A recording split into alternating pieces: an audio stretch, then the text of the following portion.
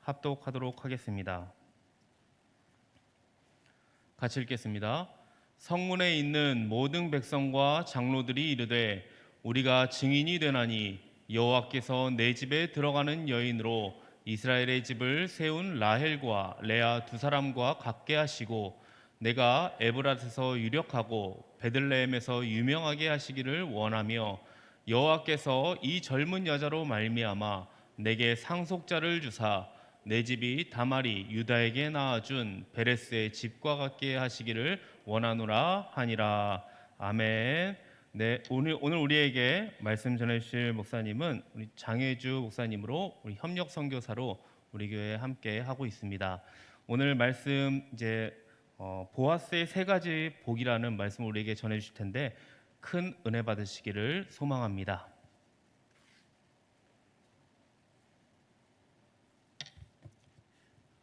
기도하겠습니다.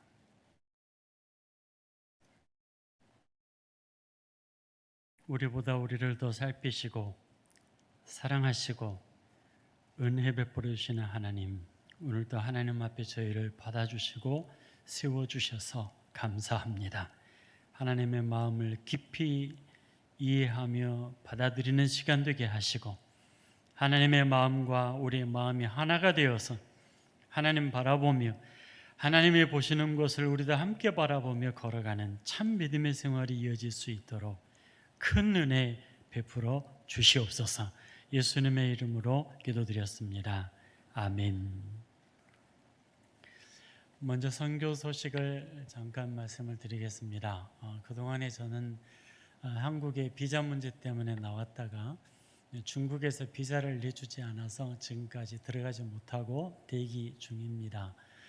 그동안에 염려가 되었던 것은 그곳에서 제자들과 성도들의 사역이 흔들림이 있지 않을까 좀 염려를 했었는데 오히려 반대로 제자들이 제가 없기 때문에 더 책임감을 가지고 열심히 하면서 오히려 제자들이 더 성장을 해서 제가 여기 있어도 전혀 문제 없이 예배와 전도와 또 기도와 상담, 설교에 전혀 문제 없이 사역들을 감당하고 있습니다. 제가 나오기 직전에 14번째 예배당 기초공사를 설계를 해놓고 그리고 한국에 나왔었는데 제가 못 들어가니까 제자들이 그 남은 사역들을 이끌어가면서 제자들이 14번째 예배당을 완공을 했습니다. 그리고서 언제 들어오시느냐, 들어오셔서 함께 입당 예배를 드려달라고 간절히 기도하면서 기다리고 있습니다.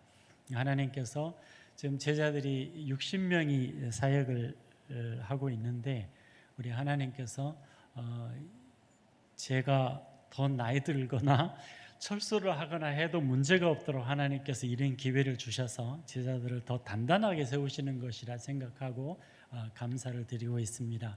사역을 위해서 늘 기도해 주시고 협력해 주신 모든 분들에게 진심으로 감사를 드립니다.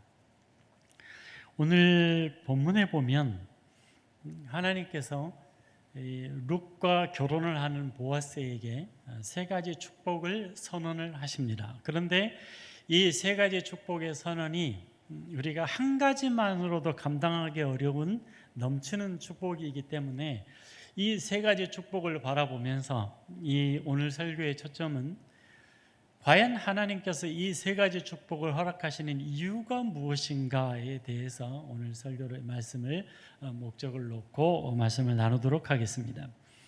첫 번째로 이 보아스와 룻의 결혼을 놓고 주시는 축복이 뭐냐 하면 라헬과 레아 두 사람과 같게 해달라 이렇게 기도하면서 축복을 선언하고 있습니다. 룻이 보아스와 결혼을 하는데 이 가정이 라헬과 레아 같게 해달라라고 하는 것입니다. 라헬과 레아가 어떤 모습이었길래 이런 축복을 이 가문에 허락해 주시는가? 여러분, 라헬과 레아로 말미암아서 무엇이 이루어졌죠? 구약 성경에서 12지파가 이루어졌습니다. 12지파는 구약 성경, 구약 교회의 12기둥입니다. 구약 교회의 12기둥은 12지파이고 신약 교회의 12기둥은 그럼 무엇입니까?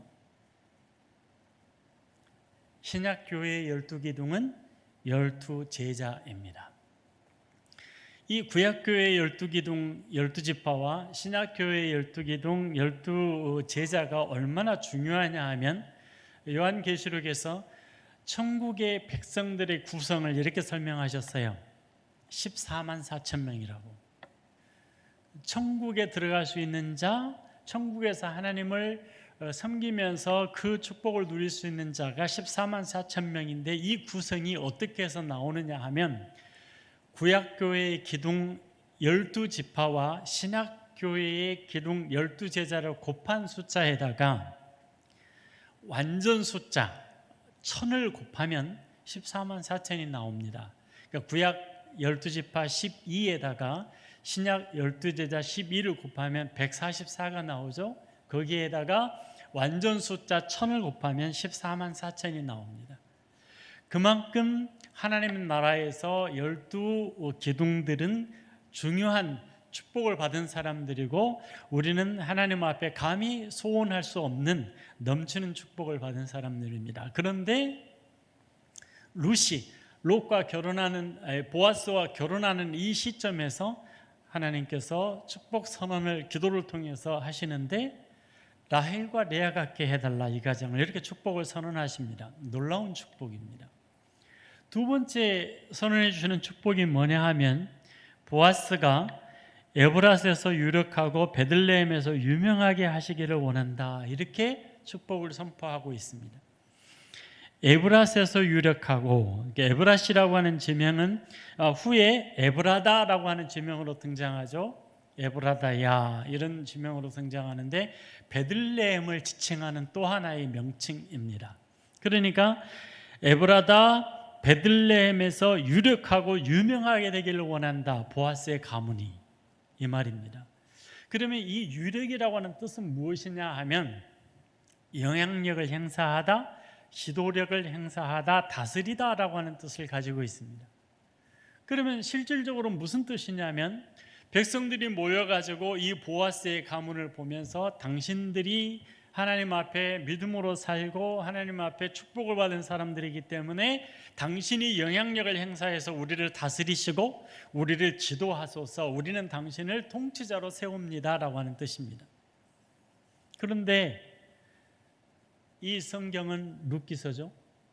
룻기서를 시작할 때 이 시대는 무슨 시대라 그랬습니까? 사사시대라 그랬습니다. 사사시대의 특징은 무엇입니까? 모든 사람들이 자기 소견에 옳은 대로 행했어요. 모든 사람들이 자기가 왕이었어요. 절대 누구를 따르는 사람들이 아니었어요. 하나님도 안 따랐고 하나님께서 세우신 사람들도 안 따랐고 죄가 충만해서 하나님 앞에 심판을 받는 일이 계속해서 반복되던 시대가 바로 사사시대입니다. 이런 사사시대에 그 사사시대 속에서 어느 한 지역에서 보아스라고 하는 사람이 이렇게 하나님 앞에 복을 받는 사람이 되고 백성들이 스스로 일어나 가지고 백성과 장로들이 당신의 믿음이 출중하고 하나님께서 당신을 축복하셨기 때문에 우리는 이제 당신에게 모든 것을 맡깁니다, 당신이 우리를 다스리소서, 이렇게 말하고 있다는 겁니다. 그리고 이 가문이 그렇게 지도력을 발휘해서 모든 사람들의 이 앞에 영향력을 행사하는 그런 가문으로 세워지기를 하나님께서 축복하고 계십니다. 어떻게 사사시대에 이런 일이 일어날 수가 있겠습니까? 이건 하나님께서 주시는 놀라운 축복입니다. 그 다음에 세 번째 축복을 하나님께서 선언하시는데 다말이 유다에게 낳아준 베레스의 집과 같게 하시기를 원하노라, 이렇게 선포하십니다. 다말이 유다의 집에서 낳게 된 베레스, 누구입니까? 며느리가 시아버지를 속여서 자기를 장녀로 속여서 시아버지와 동침을 해서 낳은 자식이 베레스입니다. 그런데 성경은 뭐라고 말씀하시는 거 아니까 이 룻이 보아스와 결혼해서 낳은 자식이 누구와 같게 해달라고 하느냐면 며느리가 장녀로 속여서 시아버지와 몰래 동침해서 낳은 자식과 같게 해주시기를 원하노라, 이렇게 선포를 하고 있습니다. 도대체 이것이 어떤 축복일래 이런 선포를 하고 계실까요? 만약에 동원교회에서 이런 일이 일어나면 여러분 장로님들 어떻게 하실랍니까? 여기 장로님 중에 한 며느리가 장로님께 몰래 술을 음료수라고 하고 술을 잔뜩 드시게 해가지고 술이 취한 상태에서 이 시아버지 장로님하고 동침을 하고 자식을 낳았어요. 그럼 어떻게 하실랍니까? 우리 교회 장로님들 어떤 일이 벌어지겠습니까, 여러분? 교회가 난리가 나겠죠. 뒤집어지겠죠. 네. 그런데 하나님께서 이 가문을, 이 다말을 축복하셨어요. 그렇게 해서 시아버지에게 낳은 자식을 하나님께서 놀랍게 축복하셨는데, 그 축복을 보면 거기 18절에 보세요. 4장 18절에 베레스의 계보는 이러하니라. 그러면서 베레스는 헤스론을 낳고 헤스론은 람을 낳았고 람은 암미나답을 낳았고 암미나답은 나손을 낳았고 나손은 살몬을 낳았고 살몬은 보아스를 낳았고 보아스는 오벳을 낳았고 오벳은 이새를 낳았고 이새는 다윗을 낳았더라 그랬습니다. 보아스와 룻이 낳은 자식이 오벳입니다. 그런데 이 족보 속에 들어가 있어요. 그러면 베레스로부터 시작한 족보를 하나님께서 지금 누구를 가리키고 계세요? 이 족보를 지금 이 속에다가 하나님께서 기록하신 이유는 이 족보를 통해서 누군가를 가리키고 계세요. 하나님의 큰 손이 나타나서 이 큰 손가락이 어딘가를 가리키는데 그 가리키시는 이름을 쭉쭉쭉쭉 따라가 내려가 보니까 누가 나와요? 누가 나옵니까? 다윗이 나옵니다. 하나님의 놀라우신 일을 이루고 메시아적 사명을 감당하고 왕으로 오시는 예수 그리스도를 상징적으로 표현해내는 다윗이라고 하는 인물을 가리키고 있어요. 근데 그 시작이 누구냐면 베레스입니다.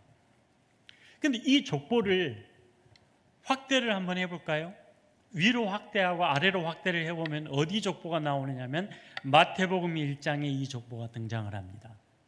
그러면 마태복음에서 확대해 준 족보에서 하나님의 큰 손가락을 갖고 쭉 따라가면 누가 나옵니까? 끝에 예수 그리스도께서 나오십니다. 그러니까 이 베레스를 통해서 주신 축복은 다윗을 넘어 예수 그리스도에게까지 이어지고 있는데, 그 씨가, 가문의 씨가 누구를 통해서 이어지느냐 하면 다말이 낳은 자식 베레스를 통해서 룻과 보아스가 낳은 자식 오벳을 통해서 다윗을 낳고, 그 씨를 통해서 누가 나와요? 예수 그리스도께서 탄생하십니다. 이런 어마어마한 축복을 어떻게 시아버지를 속여서 동침을 한 이 며느리를 통해서 주시느냐 이 말입니다. 그 이유는 이 며느리의 마음 속에는 오직 하나님의 나라밖에 없었어요. 형제를 주실 때 하나님께서 기업으로 나누신 축복을 이 형제들에게 각각 나눠줬는데, 자기 남편이 죽고 나니까 이 기업을, 하나님의 나라 이 기업을 물려받아 줄 수가 없어요. 그러니까 시동생을 통해서 나와서 그 남편의 이름으로 하나님의 나라 유업을 이어가려고 그랬는데, 유다의 둘째 아들이 낳아도 자기 자식이 안 되니까 못 낳게 만들어 버렸어요. 그러니까 하나님께서 하나님의 마음을 이해하지 못하니까 죽여버리셨어요. 그러니까 유다가 셋째 아들을 이 다말에게 줘서 그 큰아들의 이름으로 하나님의 나라 유업을 이어가야 되는데, 셋째 아들도 둘째 아들과 동일한 마음으로 자식 못 낳게 해가지고 죽임을 당할까 봐 셋째 아들을 어리다는 핑계로 안 줬어요.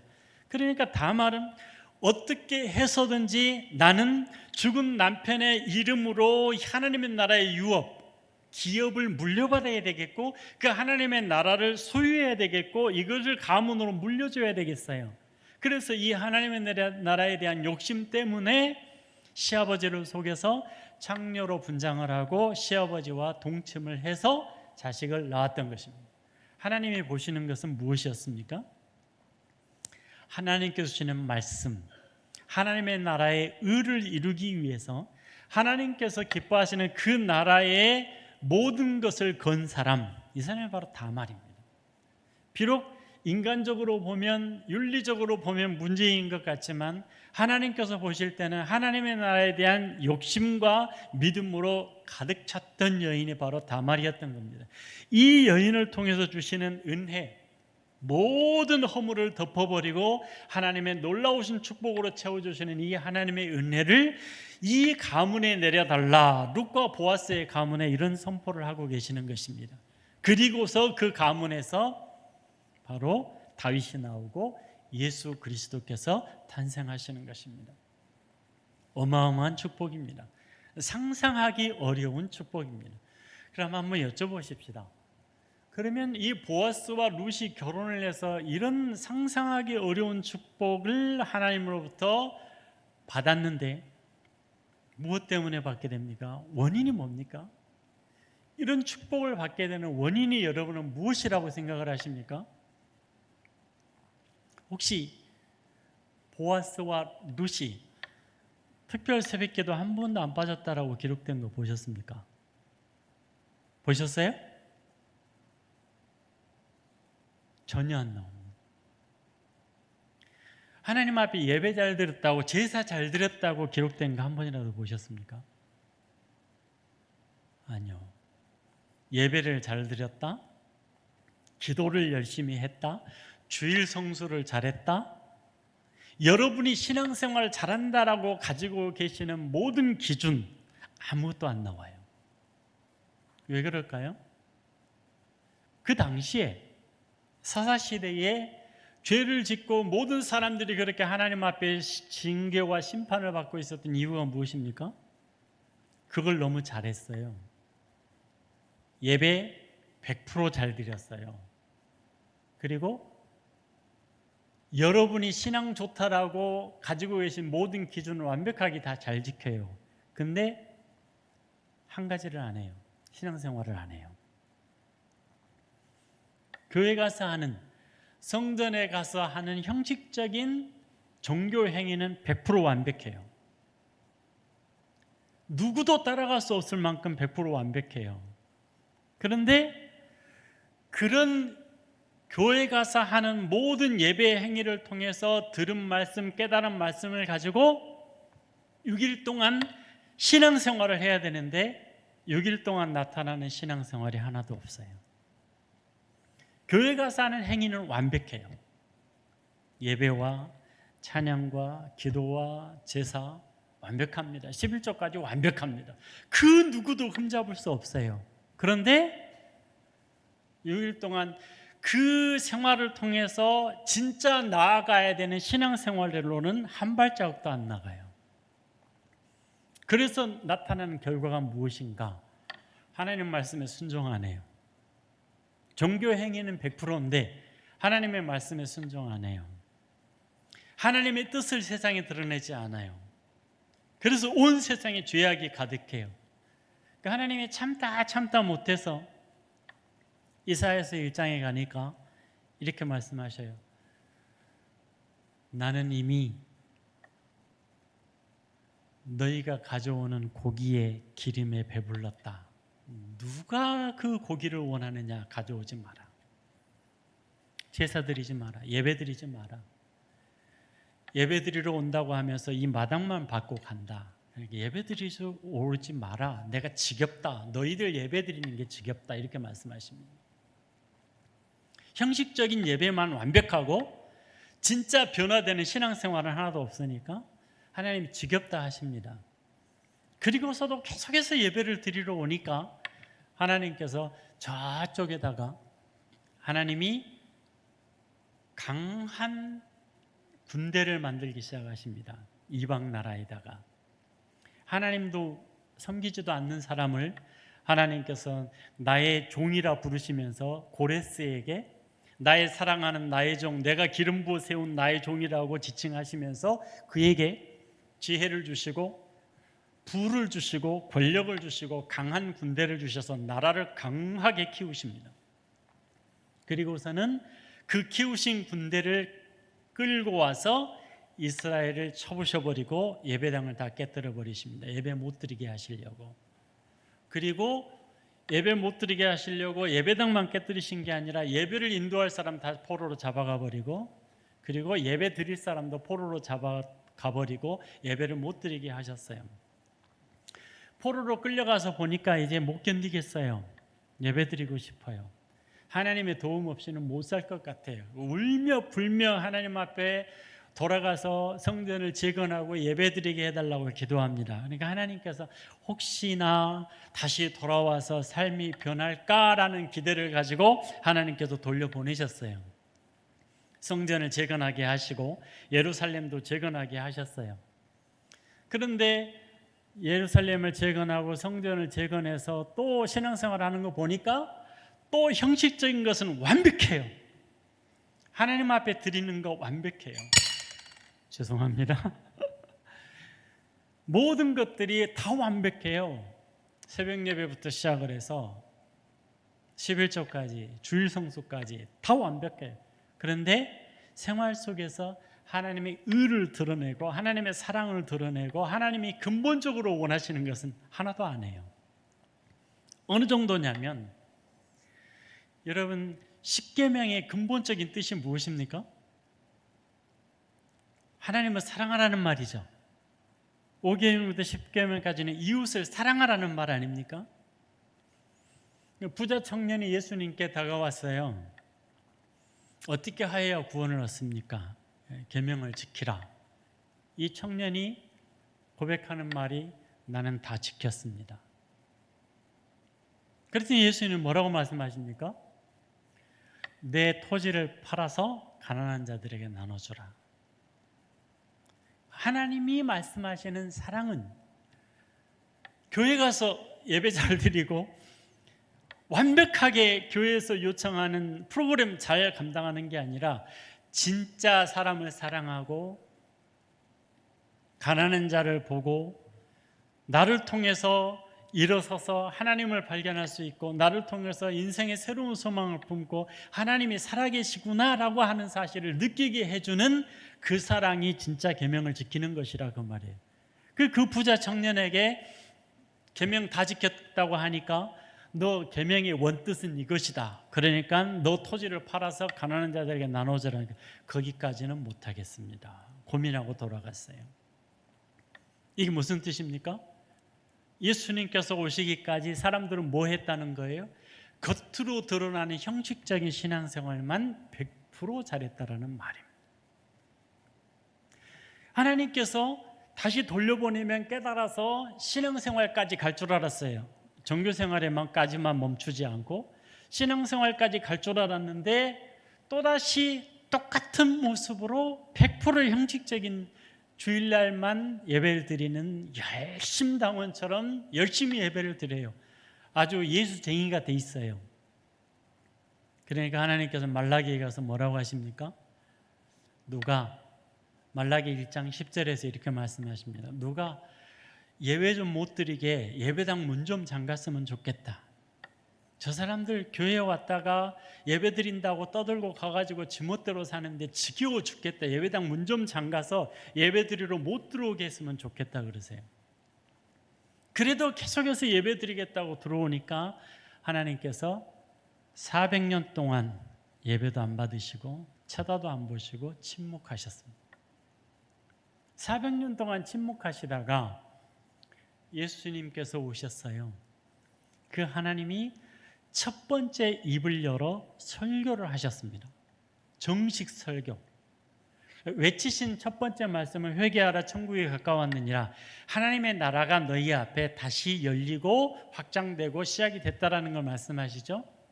그러면서 정식으로 설교를 하시는데 산에 이렇게 서 계시는데 백성들이 이렇게 모여들었어요. 그러니까 산상 설교를 시작하시는데 처음으로 400년 만에 설교를 하십니다. 그 첫 마디가 뭐였습니까? 하나님이 아예 꼴 보기 싫어서 예배를 안 받으시고 잠적해 버리셨다가 400년 만에 첫 번째 설교가 심령이 가난한 자는 복이 있나니 천국이 저희 것이라. 애통하는 자는 복이 있나니. 심령이 가난한 거, 애통하는 거를 말씀하고 계세요. 첫 번째 400년 동안 예배를 안 받으시고 침묵하신 하나님이 400년 만에 입을 열어서 심령이 가난한 문제를 말씀하고 계세요. 무슨 얘기입니까? 자, 형식적인 것을 완벽하게 해놓고 나는 예배 잘 드렸고 나는 계명 다 지켰다라고 교만해져 있어요. 그래서 나는 주일 성수 한 번도 안 빠졌고 11조 한 번도 안 대먹었고 새벽기도 한 번도 안 빠졌고 심지어 특별 새벽기도까지 한 번도 안 빠졌어요. 나는 신앙생활 잘하는 사람이다라고 교만해져 있는 사람들에게 예수님이 하시는 말씀입니다. 심령이 가난한 자, 하나님의 은혜 없이는 살 수 없다고.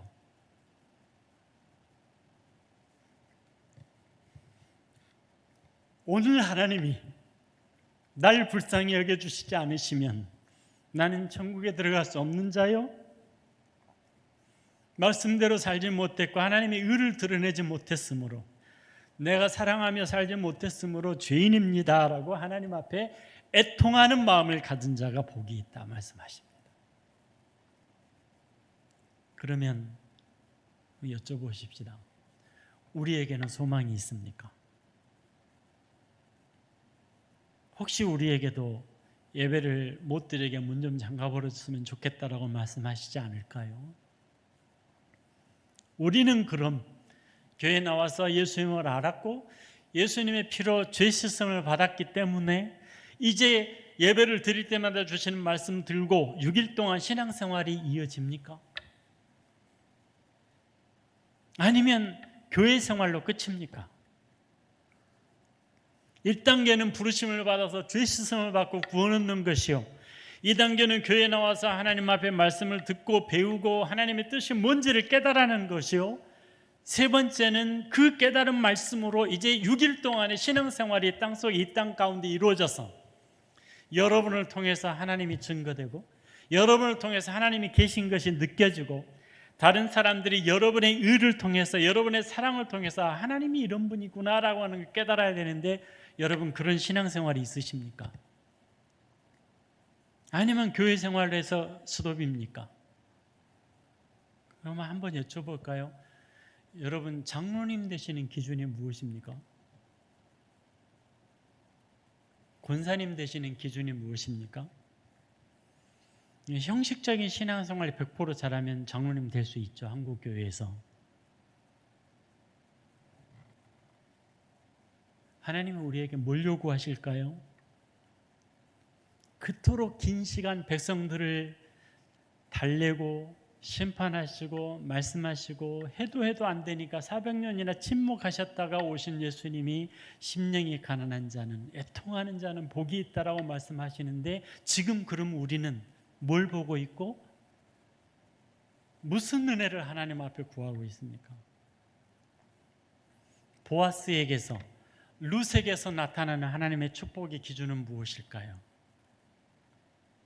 보아스는요, 먼저 룻부터 말해볼까요? 룻은 시어머니를 따라서 이스라엘로 돌아올 때 배가 고파도 괜찮습니다. 어머니의 계시는 곳에 나도 있고 어머니의 하나님이 나의 하나님이고 어머니의 백성이 나의 백성입니다. 나는 이제부터 하나님만 섬기려며 살겠습니다. 어머니 따라 이스라엘로 들어가서 집이 없어도 괜찮고 먹을 것이 없어도 괜찮습니다. 오직 하나님만 보고서 하나님만 섬기며 살기로 작정하고 이스라엘로 들어왔습니다. 보아스는 어떻습니까? 보아스보다 먼저 룻을 맞이할 수 있고 룻의 기업을 물을 수 있는 조건을 가진 사람이 한 사람이 더 있었어요. 그 사람에게 보아스가 모든 사람을 증인으로 세워놓고 기업을 물으겠느냐라고 물었어요. 그랬더니 그 사람이 기업을 물으겠다. 그래서 룻과 결혼을 해서 이 가문을 일으켜 세우겠다라고 얘기를 합니다. 그래서 모든 사람들 앞에서 약조를 하면서 확인을 시켜줍니다. 자, 그렇다면 당신이 기업을 물러서 이 룻과 결혼을 하게 되면 이 룻과 결혼해서 낳은 자식은 본래 룻의 남편이 기업을 물려받는 것이다. 괜찮겠느냐? 이렇게 물었어요. 그 사람이 손해를 볼 것 같으니까 나는 못하겠습니다. 기업을 물으지 않을 테니까 당신이 기업을 물으세요. 그래서 보아스가 기업을 물러서 이 룻과 결혼하게 된 겁니다. 그럼 룻과 결혼하게 되면 어떻게 될까요? 룻의 남편이 또 나오미의 남편이 하나님으로부터 물려받았던 기업이 있어요. 땅이 있어요. 근데 망했어요. 망해서 다른 나라로 갔던 겁니다. 그러면 그 기업을 물으려면 이 기업을 물을 사람의 보아스가 그 땅을 돈을 주고 그 땅을 다시 사서 이 집으로 물려줘야 돼요. 보아스에게는 이익이 하나도 없어요. 룻은 자기 가문을 일으키는 거겠지만 보아스는 그 돈을 주고도 자기 땅이 안 돼요. 자, 룻과 결혼을 했어요. 룻이 자식을 낳았어요. 누구 자식입니까? 보아스의 자식이 아니고 룻이 본래의 남편과 사이에서 낳은 자식으로 그 가업을 잇게 돼 있어요. 자식을 낳아도 내 것이 아니고 땅을 사가지고 다시 이 원래 주인한테 룻에게 돌려줘도 자기 것이 아니에요. 그러니까 원래 기업을 물을 사람이었던 사람이 기업을 물지 않겠다 그럽니다. 그런데 보아스는 그러는 손해를 봐도 괜찮습니다. 하나님께서 주신 원래의 계명이 그렇습니다. 원래의 율법이 그렇습니다. 내가 손해를 볼지라도 나는 하나님의 말씀대로 살겠습니다. 내가 물질의 손해를 봐도 나는 그 일을 하겠습니다. 내가 자식을 낳아서 내 자식이 안 돼도 하나님의 말씀대로 살겠습니다. 유다의 둘째 아들은 내가 자식을 낳으면 내 자식이 안 되고 형님의 자식이 되니까 자식 못 낳게 해버렸다가 죽임을 당했죠. 그런데 보아스는 내 자식이 안 돼도 괜찮습니다. 그래서 기업을 물으겠습니다. 무슨 뜻입니까? 보아스의 삶에는 형식적인 신앙생활만 있었던 게 아닙니다. 내가 손해를 볼지라도, 물질적으로 손해를 볼지라도, 내가 자식을 낳아서 내 자식이 안 된다 할지라도 나는 손해를 보면서도 하나님의 말씀을 실행하겠습니다. 그런 사람에게 하나님께서 넘치는 복을 주셨습니다. 이 땅에서부터 영원까지 이르는 상상할 수 없는 축복을 허락해 주셨습니다. 여러분, 하나님께서 원하시는 신앙생활은 형식적인 신앙생활 열심히 하는 것이 아닙니다. 교회 프로그램을 통해서 여러분이 열심을 통해서 하나님 말씀을 들었다면 그 말씀 들고 6일 동안 이 세상에서 살아내는 게 신앙생활입니다. 거기까지 나아가시기를 바랍니다. 교회 문 닫으시기 전에, 코로나로 입마가 녹기 전에, 우리 못 모이게 하시기 전에 하나님께서 원하시는 신앙생활까지로 나아가는 도원교회 성도님들이 되시기를, 그래서 하나님 앞에 보아스가 받은 축복과 같이 우리 세상에 감당할 수 없는 축복으로 넘치는 그런 복 있는 그리스도인들이 다 되시기를 주님의 이름으로 축원합니다. 기도하겠습니다. 하나님 아버지, 우리의 부족함을 아십니다. 우리의 뻔뻔함을 아십니다. 그럼에도 여전히 사랑하시고 여기까지 인도해 주신 것 감사합니다. 하나님의 마음을 이해하게 하시고 하나님의 뜻을 쫓게 하여 주셔서 하나님이 원하시는 그 신앙의 자리까지 나아갈 수 있도록 하나님 아버지께서 붙들어 주시고 한 걸음 한 걸음 나아가게 하여 주셔서 우리가 하나님이 원하시는 그 신앙의 자리에 서게 하시고 하나님 앞에 쓰임받는 능력의 도구들이 다 되게 하여 주시옵소서. 예수님의 이름으로 기도드렸습니다. 아멘.